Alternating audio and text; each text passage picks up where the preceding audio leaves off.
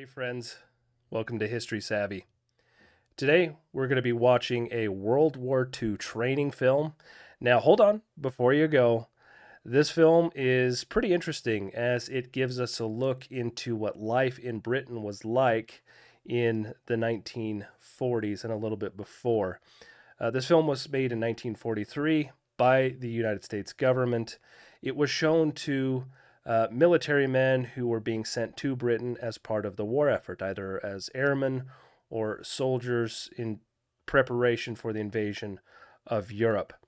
Now, this film was useful because it helped standardize information that these men were receiving ahead of their trip to Britain. And it also was a way to better reach men who came from illiterate backgrounds, as literacy rates in the United States weren't as high in the 1930s and 40s as they are today. So, looking at this film over 80 years on, we are in a sense like the American soldiers who were on their way to Britain, in that the British culture is familiar enough to us, but it's not something that we, I guess, would immediately be familiar with, because this is, nearly a century's past. They did things differently back then. So this should be fun. This should be interesting. Hope you'll stick around.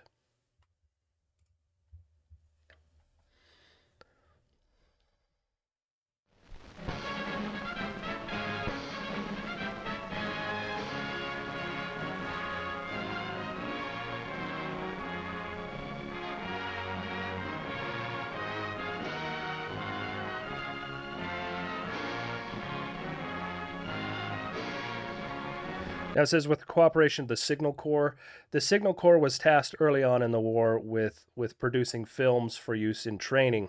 And they bought up a couple of motion picture properties in New York, and their first films were absolutely terrible.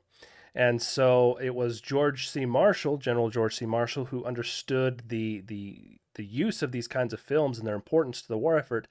So he got in contact with bigwigs in Hollywood and won their cooperation with producing these training films. So these are Signal Corps films, but the skill, the technical prowess comes from Hollywood.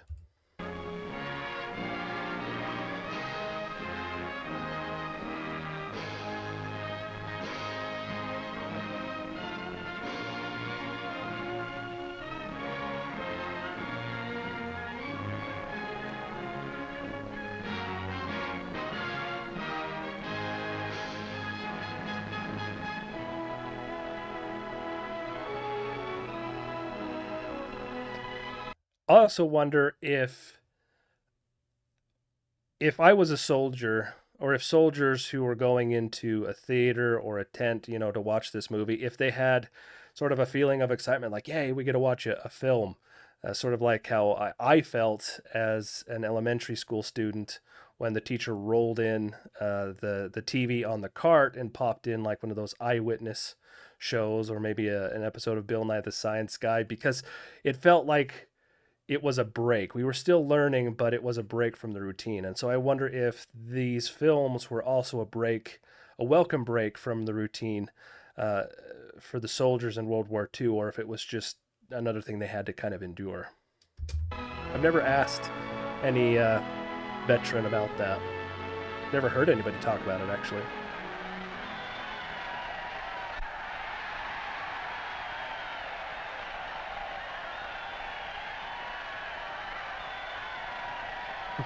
It's really difficult to tell who's who, all wearing dark jerseys. Oh, wow. See the little referee? His little hop skip over the guy. That was fun. Who made that touchdown. It was won by a team, and every man on the team had a share in winning it.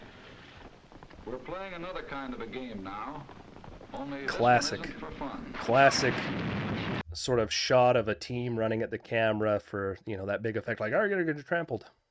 It's for keeps.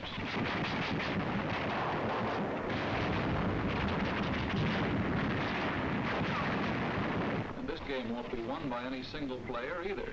It'll be won by a team called the United Nations. The ball will be carried by the men in the backfield.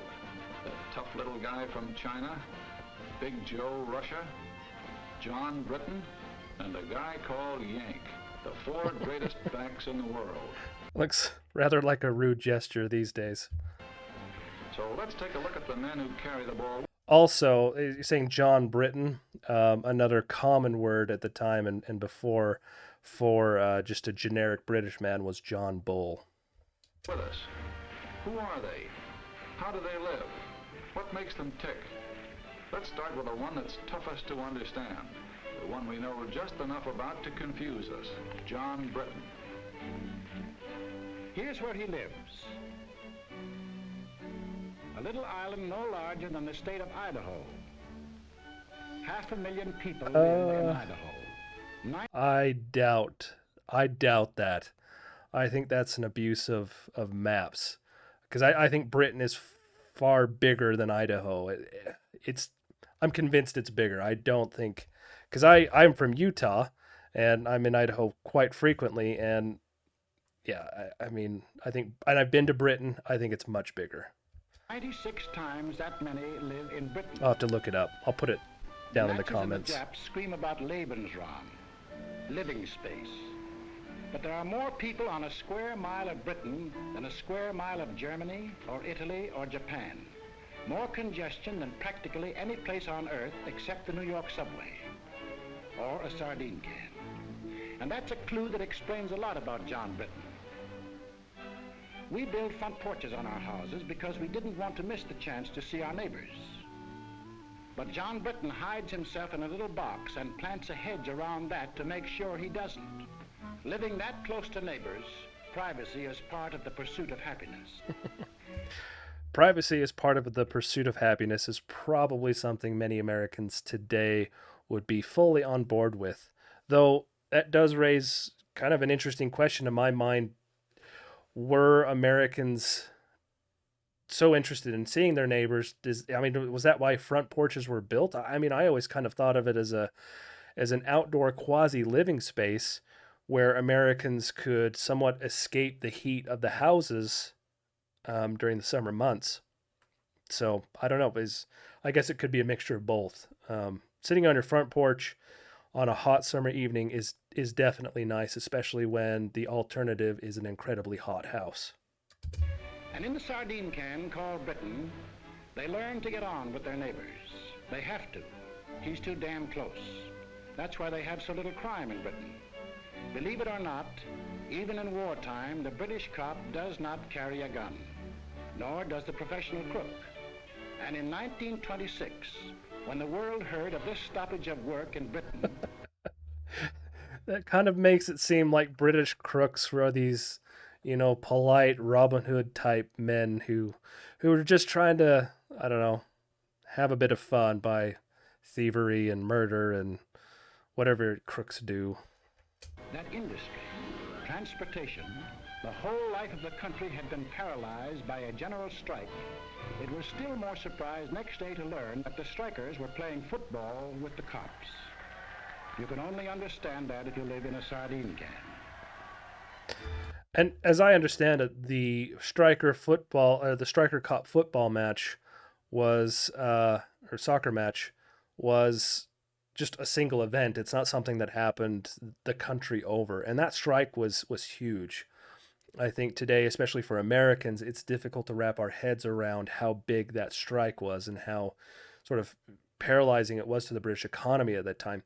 America did have something somewhat similar after World War II, almost immediately after the war with railroad strikers and things like that. But today, it's really difficult for Americans to understand that strike. The second clue to this guy on our and its team, impact on the English no public. part of Britain is more than 100 miles from the sea. Every day for hundreds of years, years of peace and years of war, John Britain has seen ships sail from his island to the seven seas. That means that whenever John Britain wants to bust out of his sardine can, it's the sea that gets him. He's been busting out for hundreds of years, and that led to Australia, South Africa, New Zealand, Canada, and for that matter, the United States of America. So in that way, kind of making the argument that Britain is still, in a sense, the mother country to America, and as such, we owe her some kind of respect, even though we're independent. I think, in a way, this film also tries to nip in the bud any idea that it's okay to go to Britain and try and rehash the American Revolution, which is something that I think is timeless, especially among American young men. I've been around young American men with young British men, and it's always just kind of funny to rehash the American Revolution and and stick it to them. You know, you sort of see this every year in the United States with memes, like with a picture of Queen Elizabeth saying, "Oh crap," now that I can't remember it, but like the fact that we have a day off on July 4th and Britain doesn't. Dang, I cannot remember it. Oh well. How did John Britton get on our team? Remember 1938? The Yankees won the pennant. Wrong way, Corrigan. The last trains ran on the 6th Avenue L. Well, John Britton got excited about the same sort of things. The bet he had on the Derby, or, as he would say, the Derby. His job. His kids. Getting his exercise on his day off. Preston North End taking the football cup.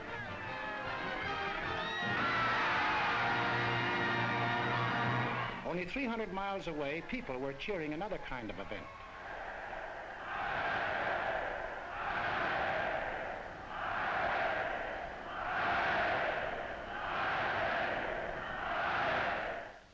And in London and every other British city and town, they read about what was going on in Europe, and they got sore about it. But they were also pretty well determined to keep it none of their business.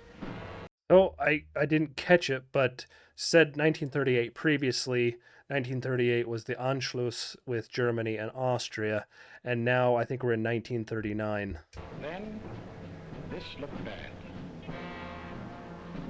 The Czechs had a mutual assistance pact with France, and France had one with Britain. This might mean war, even though everyone was anxious to avoid it.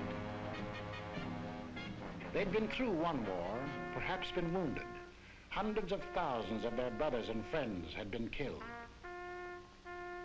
There was nothing beautiful to them about war, and they had no desire for another. In a last desperate effort to preserve peace, the Prime Minister today flew to Munich. All was well. Britain, France, Italy, and Germany were signing a pact at Munich. A pact in which the Germans agreed they had no further territorial claims to make. It was to be peace in our time. And part of the claims that Hitler made on Czech lands was saying these people are ethnic Germans, and he used the concept of nationalist determination that shaped the boundaries of Europe after World War I to his advantage, saying, look, these people are ethnic Germans. They should belong to Germany. And right after World War I, we all basically agreed to nationalist determination, shaping the borders of countries by national cultural identities, right? So if that's so, then these Sudetenland Germans living in the Czech Republic should really belong to Germany. And so that's one argument he made in defense of his annexation of the Sudetenland. But it turned out to be a strange sort of peace. Hitler's first move was to break the pact he had signed. Wishful thinking was ended. Now they knew something had to be done about Germany. They approved the Conscription Act, the first peacetime conscription in British history, just as the Selective Service Act was the first in American history.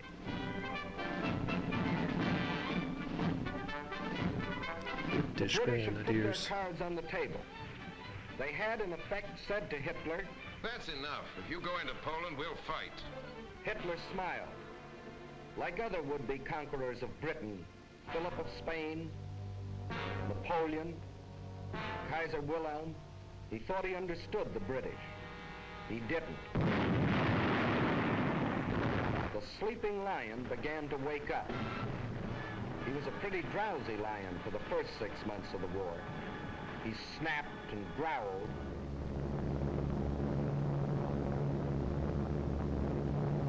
But he dropped more leaflets than bombs. He hoped that common sense would return to the German people. Warnung. I'm just curious to know what these leaflets said and what their purpose was in the scope of the war. Were they a serious attempt at stopping the war, like appealing to the German people to say, look, your leaders are leading us into another disastrous war? Or was it an effort to like warn people of bombs, save civilian lives? I don't know. That's a question I have, and unfortunately the text is too small, except Warnung, which is warning. And that they would throw out Hitler and the German warlords. Oh, I guess that answers it. I guess I should have been patient. At dawn this morning, the German armies, without warning, invaded the neutral countries of Luxembourg, Holland, and Belgium. The King of the Belgians today surrendered his armies of more than 500,000 men. Marshal Pétain, as French chief of state, has asked for an armistice. The issue in France is ended. Britain was alone. Czechoslovakia occupied, Poland defeated, Denmark gone, Norway gone, Holland, Belgium, France gone. Only Britain now. What? Britain. Why did they not fill in this part? I mean, Switzerland's right here, and they stayed neutral throughout the war, though they did get bombed by the Allies. But why did they not fill in this part of France at this time? Maybe they're just saying that, I don't know. If you know, put that down in the comments. Britain was alone. Hitler considered the war over. Everybody considered the war over, except the British. At the 11th hour, the lion was finally aroused. We shall defend our island, whatever the cost may be. We shall fight on beaches, landing grounds, in fields, in streets, and on the hills. We shall never surrender. I think they actually got a Winston Churchill impersonator to voice that. That doesn't sound like the actual recording, but maybe I've heard a bad recording. For a year, they took everything that the Nazis could throw at them. For one solid year, from June 1940 to June of 1941, they were the only major power fighting the greatest war machine in the world.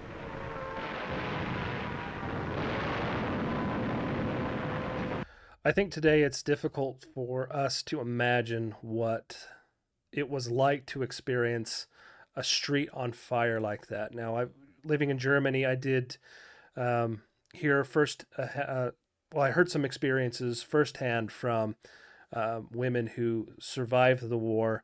And one woman talked about her experience in a firestorm. She took shelter in a basement.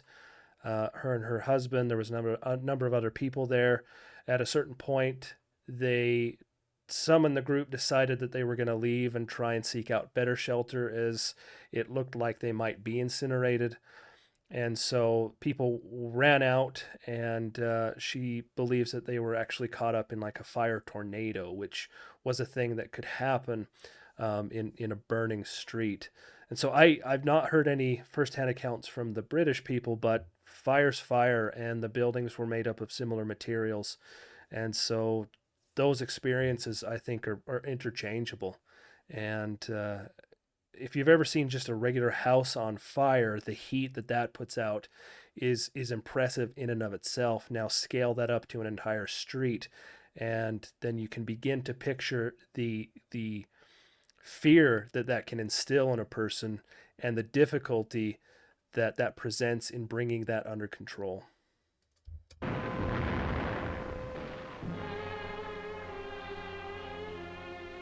They took body blow after body blow. Solid punches before they even had their guard up. All they did was take it on the chin and hang on to the ropes. They never went down.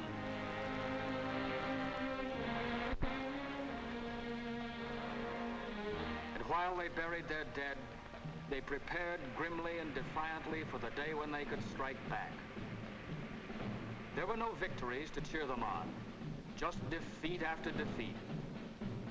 Some heroic, like the beaches of Dunkirk, or like the hills of Greece, where British soldiers landed to keep their pledge of honor to the Greek people. Landed no... See, what happened in Greece is, at least in my estimation as an American, it's not something that's really talked about, and I wonder if it's something that is talked about in British public schools, and if so, what happened there? I'm sure there's books on it, but I would be curious to learn more about that particular event and why it's in some ways comparable to Dunkirk, like they're saying it is here. Knowing they were facing overwhelming odds, but some less glorious. Hong Kong and Singapore. Yeah, Singapore was rather shameful as the Brits placed all of their defensive measures against an attack they thought would come from the sea. And so they were super prepared for a seaborne attack, but the Japanese actually came from behind over land and took the city without much of a fight. It was a pretty shameful defeat there.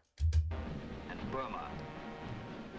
But through all these long months, the British people were thinking and planning and working only for the day when they themselves could take the offensive.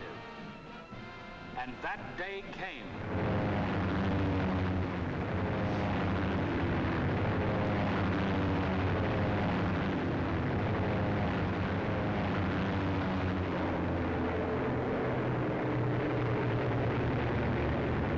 Some of these bomber types are rather unique. Like, I think the Lancaster bomber's probably the most famous British bomber, but some of these are really interesting looking, and I really don't know much about them, even though I am very much interested in aviation history. I'm just more familiar with American, American aviation history.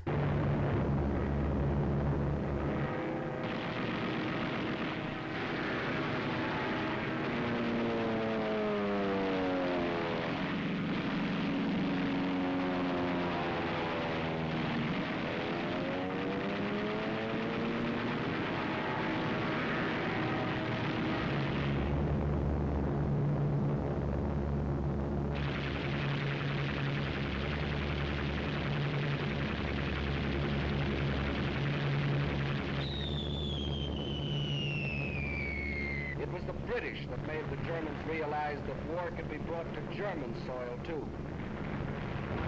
Day after day, night after night.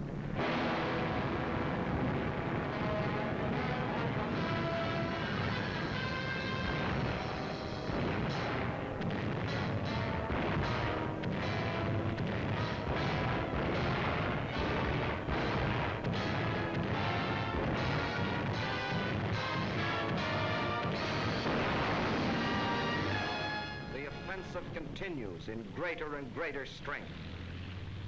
That's in the air. And on the ground, 1,500 miles away in North Africa.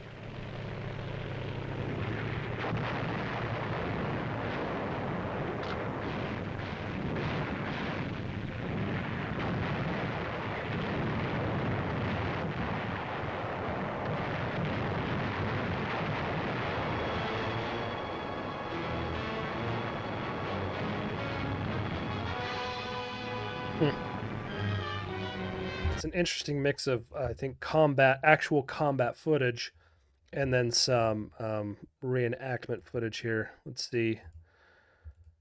I mean, my general sort of personal theory is that when you see bayonets on rifles during this period of history, it's more often than not going to be a reenactment footage, because bayonets on a rifle, they have a kind of romantic appeal. They're immediately eye-catching, and there's something visceral about what a bayonet on a rifle means. And so it just basically looks good for the viewing audience, and so that's why they did it. But I want to see some bit of combat footage to see if you can see bayonets on theirs, on their rifles.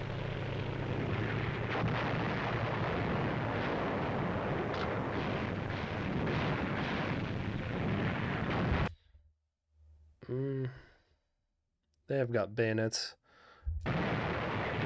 May or may not be real combat. They have it as well.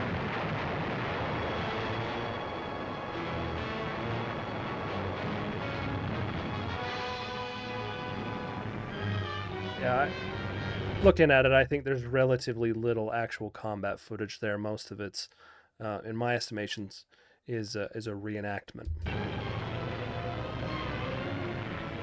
I mean, it just looks freaking noble.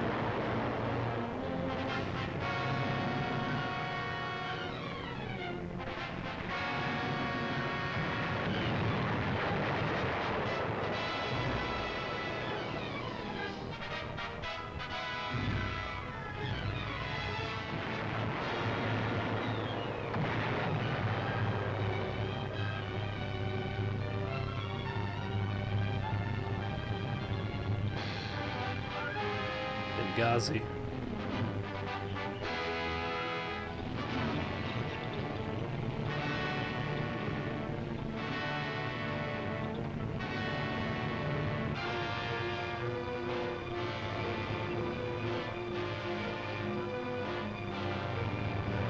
Certainly are some interesting pieces of armor on display here.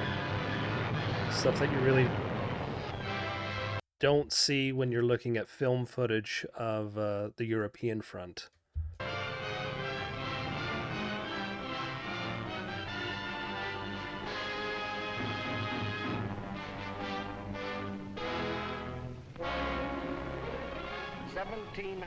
miles in 122 days. 1,700 miles of sand and wind and enemies. Once more, the people of Britain heard their church bells ring.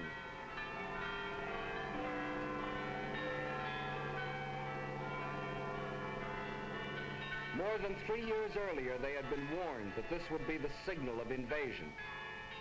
But long since the nightmare of the threat of invasion had passed. Now the bells rang out a song of thanksgiving, a song of victory. So presumably, at a certain point, it was a rule in Britain that church bells would not ring except to signal an actual German invasion. That's fascinating. I wonder how long that lasted.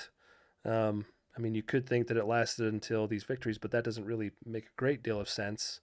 But that in alone is fascinating, as church bells have, I think, always been a part of the natural soundtrack of Europe. So that would have been strange, I think, as a Brit living at that time. No church bells.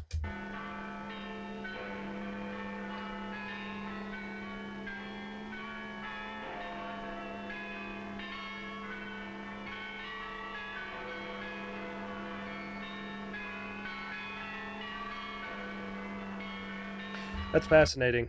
You know, when you see a church burn, or, well, basically when you see a church burn, there's almost always something like this, some religious symbolism that is apparently saved. Here we see the charred sections of wood in the shape of a cross, and people interpret that as a symbol of divine attention.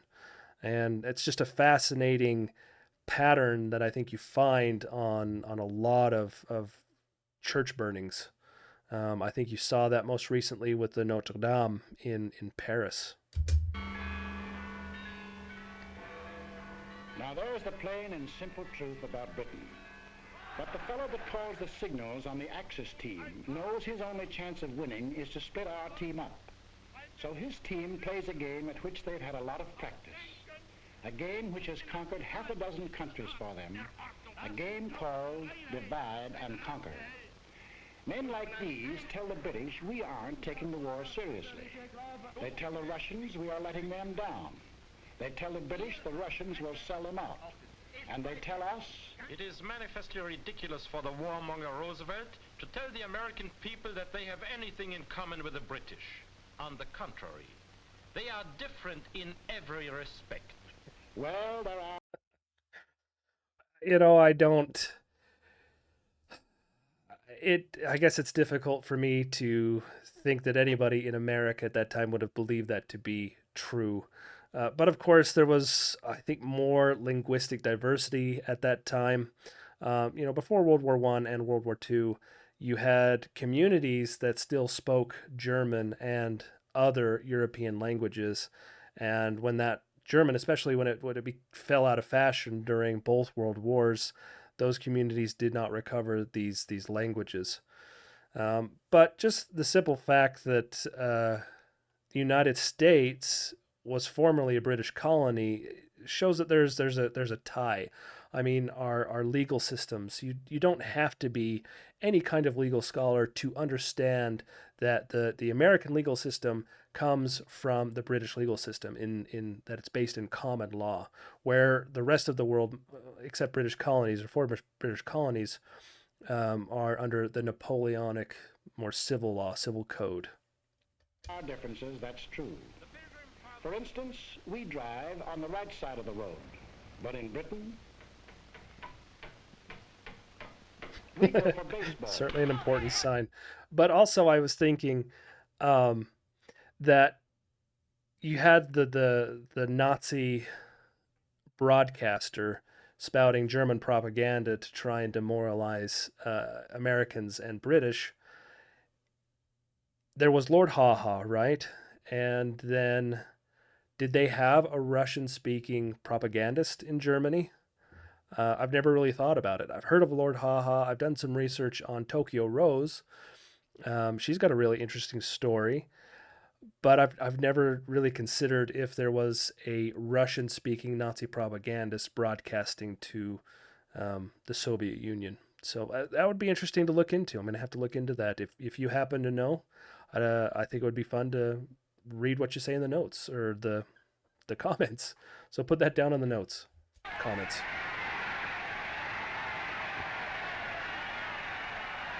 They have a little number called cricket.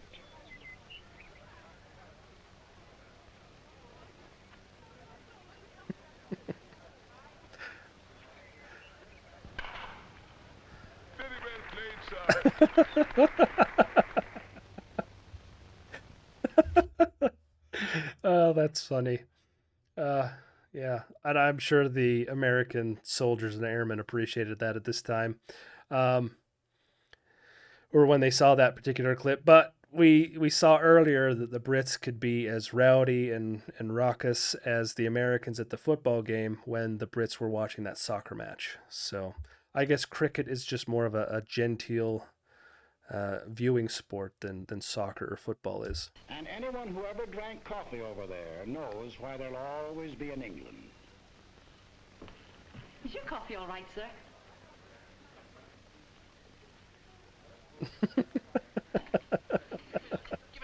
I don't fully understand that. Why was British coffee considered so bad at the time? Clearly, it was a wide enough known joke, sort of like British teeth. But I don't fully understand that. Maybe it's because Brits are better at making tea? Is that it? I don't know. If you know, put that down in the comments. Give us a glass of half and half. Have you heard about it, boys? Give us another glass of half and half. Blimey, you'd have thought it happened to poor old Bill. And another bloke here.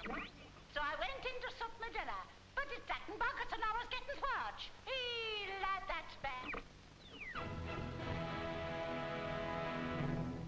Moan Tchaikovsky's smaller pianoforte works are past. Are they kidding, Jack? Why the cockamamie sprinkling some schmaltz mixed with celery tonic? Why do they all mush so much with corn pone in their mouth? You all can't understand a word they say. Yes, there are differences. To be honest, I had a difficult time understanding them. So. But there are a few things that Britain and America do have in common. Smoking. And these are the important things of life. Helmets. A thing called a free representative government. We call it Congress. They call it Parliament. A little thing called freedom of speech. No, in the next war, you've not got to go to it. They'll bring the war to you. And the thing is, if you're taking it from me, go and live at the Dorchester, because the trenches are just outside. So that looked like it was representative, I don't know if it was actually Hyde Park, but at least representing Hyde Park, where for the American viewer, that was a place where anyone could take their soapbox and stand on it and then say whatever they wanted. And if they were a good enough speaker and interesting orator, people would come and listen to them. And so you could talk about politics, you could talk about religion. Preachers held kind of like sort of revivalist meetings there as well. And Hyde Park was very famous for this. So I think that's what that was depicting. Also, though Britain has free speech, it is not codified like it is in America. And I think that makes Britain's free speech principles inherently weaker. It's set into common law, but it's not in any kind of, it's not in their constitution. It's not written down. It's their common law, and it's supposed to be enforced by, I guess, well, with Brexit, that doesn't matter anymore, but free speech is supposed to be a part of the EU sort of contract. So point is, Britain does not have free speech in the same way that America has free speech. Meeting is called under the auspices of the American Workers' Party, an organization dedicated to the organizing of the working class of America. Freedom of the press, freedom of religion. They may not be important to Hitler, but all these things are the common heritage of John Q. Public and John Britton. 700 years ago, their ancestors fought for the Magna Carta. No one will we deny or delay, right or justice. 300. Which is interesting that the Magna Carta is on so many of the walls of like important American documents, even though it's at this point almost an ancient British document. You'd see the Magna Carta next to the Declaration of Independence. And I think that's simply because the Magna Carta places limits on sort of governmental power, in this case, the rights of the king. 100 years ago, the Petition of Right. No man shall be compelled to yield any tax without act of Parliament. These principles Well, we see how well that went in America. And from them developed. Congress shall make no laws respecting an establishment of religion, or prohibiting the free exercise thereof, or abridging the freedom of speech, or of the press, or the right of the people peaceably to assemble. We may make gags about each other's accents, but we speak the same language of freedom. Even during the American Revolution, when we were at each other's throats, the Earl of Chatham was free to say about us to the British Parliament, You cannot but respect their cause and wish to make it your own. And that is why in the heart of... There were people who supported the American cause in the British government, but I think it's also worth noting that these weren't just average British fellas or fellettes. They were people who were in positions of power, and that power in some cases really kind of insulated them from any real repercussions. London, alongside his great naval hero Nelson, John Britton has put George Washington. I didn't know that. I've been to London. I've walked around Parliament and that, but I don't recall seeing George Washington. Parliament Square, the most sacred spot in the British Commonwealth of Nations, Abraham Lincoln. Of course, Hitler doesn't like this kind of talk. I'm not sure if I remember seeing old Abe Lincoln there or not, or if he's been moved, because this is, 80 years ago. But I am in no way surprised by the fact that a statue of Abraham Lincoln is in Britain, or at least was in Britain, because of his abolition of American slavery in the Civil War. Britain spent the better part of the 19th century using its power to stop slavery around the world.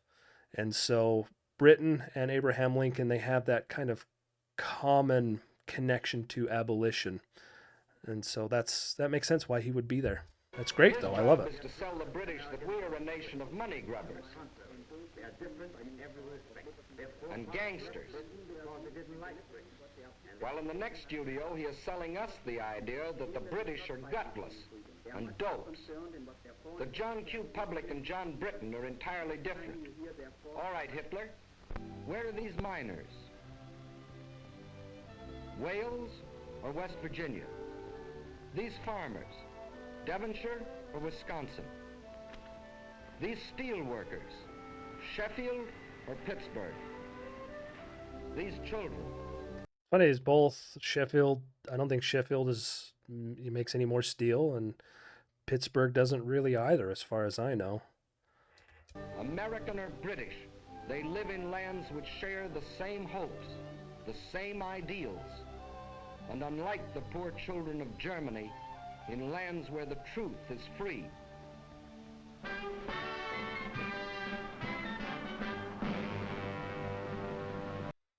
Well, the video's already to 40 minutes. I think I'm going to pause it. We're halfway, and I'll finish this up another time. If you've stuck with me this long, I really appreciate it. I hope you've enjoyed watching it with me, and I hope to see you in the next video.